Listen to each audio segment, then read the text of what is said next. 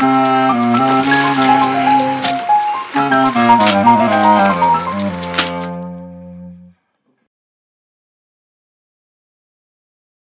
is the ideal relationship between a filmmaker and an editor? Anna? Editor. Stay the fuck away. Really? Yeah. Really? Works so well. You have no idea. Arey Baba, why are you employing these people then? You make your film. But unlike actors, Sujoy, I mean, editing is so... Yeah. It's filmmaking, right? I know. I know. Stay away. That's why you're employing them. You need to trust your people. You need to trust your army. Stay away in phase 1, stay away in... I stay away. I completely stay away in phase 1. Let them make the film. They might interpret it in a totally different way. It might be better than what I've written. How much brief do you give them before just letting them be on their own? They have the script. I don't talk to them anything. They have the script. Script, and you give them what is shot? Yeah. Banao, jo.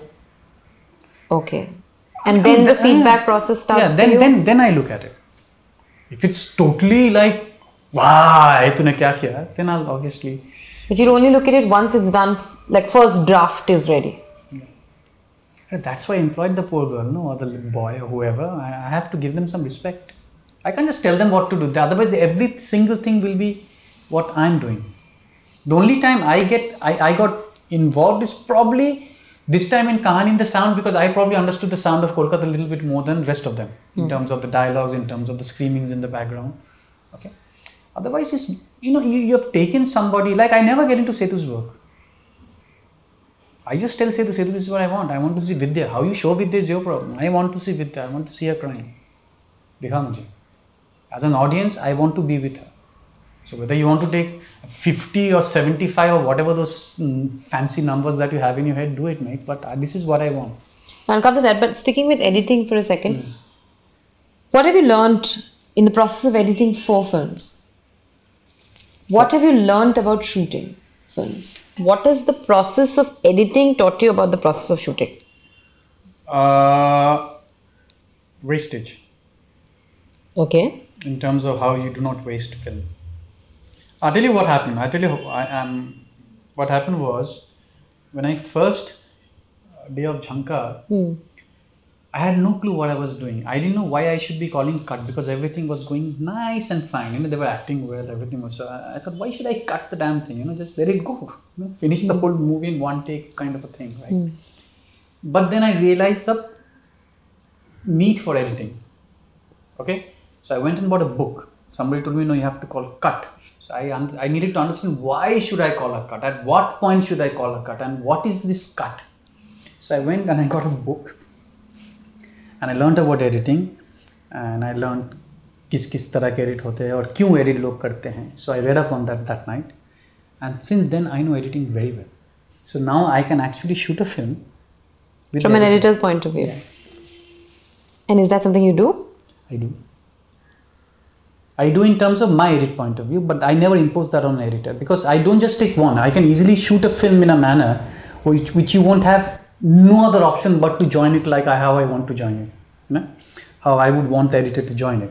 Because if you shoot it in a particular way, you have no option, because this bit only can come after this bit, and B will only come after A and C will only come after B. Yeah. But we don't do that. I mean, I try to... do you shoot in sequence?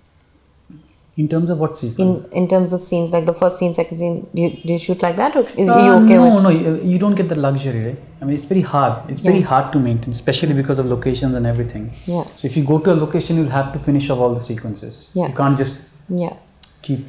yeah. I mean, the only time I had that flexibility was in home delivery, where the whole thing was set in a house. So I could actually... do it sequentially. Scene-wise. Yeah. But did that help? Did you like that? Did you? It helps I think in some way it helps the character. Actors. It helps the character in terms of the actors, and it helps the continuity. Yeah. If there's some change in the character, it helps in the continuity. Yeah. So, otherwise, it's not a must. I mean, I'm not too fussed about that. Okay. And do you give, when you say you shoot with options for the editor, how much, I mean, do you do... A lot. Do you do versions of scenes as well? Would you do another angle from a scene? Or? Oh, you would, obviously. But the same scene from another angle, would you replicate the scene? Would you ask them to do it again to give another... A different lens, because you have to. You see, because Otherwise, anything like this picture is very boring. Okay. Now, if you look at a comic book, they keep changing frames. That's what gives you that pace. That's what gives you the various angle, gives you the feeling of you're in the world with that. Because you're getting a sort of a fake 3D of a 2D world. You know, so I see you sitting this way, I see you sitting that way. So I have gone around you. Yeah. Okay, as an audience. So I get this fake 3D feel, okay, मैंने सब कुछ देख लिया. Okay. Okay, so you increase pace, you increase the believability, and you increase so-called. And when you see the first draft, like after you've seen the first draft of the editing, how much will you, like, where do you fit into the, like, what would be the ideal? I'm saying not what has happened, but what would be the ideal according to you? The ideal, I'm engrossed by the story. What would be the ideal of your relationship, like, with the editing process? That you only have to do this, or you...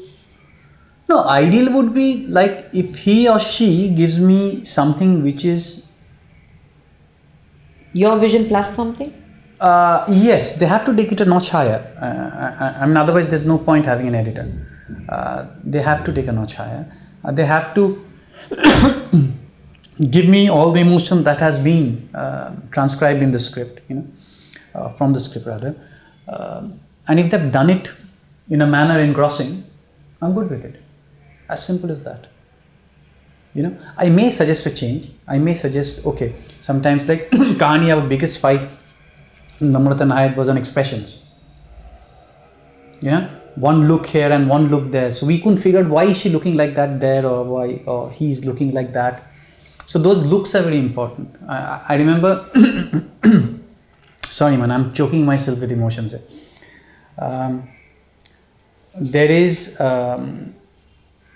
a time when Khorajda says, he questions her about firewall. Okay, so she says कि firewall बनाते हैं, which protects the computer, and he says, oh, like how police protects the society, and she gives a very tired smile. Okay, it's a very tired smile, like okay, yes. Now Namrata was totally against it. She said, why should she smile at this point? You know, her thought process is, I need to get to my husband, you know, why would she smile? And my thought process there was, she's trying to please this police officer. Okay, so somewhere she's being a little politically correct. So if this man has made a joke, it becomes mandatory for her to just smile at that joke. Whether she believes in the joke or not, it's a different issue. But this man has taken the trouble to, you know, tell a joke. And knowing Khorajda, he probably would repeat the joke to Rana also, which we didn't allow him. You know, so, you know, those kind of things we have little fights on. Otherwise, we move on. But it's great. You know, it helps you to see the character in...